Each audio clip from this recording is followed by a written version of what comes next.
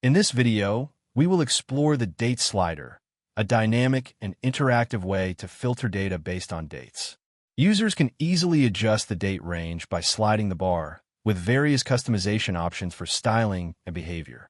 To begin, we add the super filter to the report and position it accordingly.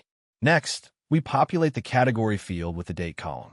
By default, the date slider appears in the report.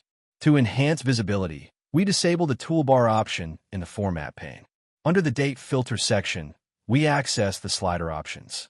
There are multiple slider types available, allowing users to choose the one that best fits their needs.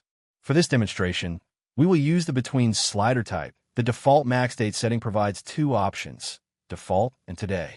There are several configuration options available here.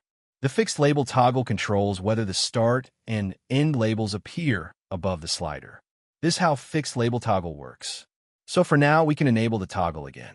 Another option is Label Inside Marker, which moves the labels inside the slider when enabled and automatically disabling the Fixed Label option.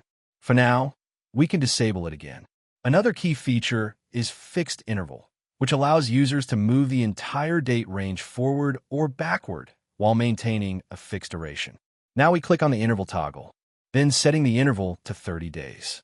Now we drag the slider so the duration of the 30 days will fixed in the slider. Last is Slider Scale option.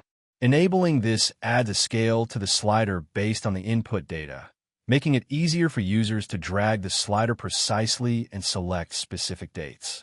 In addition to these configurations, there are several customization options available to adjust the slider's look and feel to match the report's design. And that's how you can configure Date Slider within the Inforiver Super Filter. Download Inforiver Super Filter today, Microsoft certified visual, and use it for free forever. For more information, refer to the documentation provided in the description.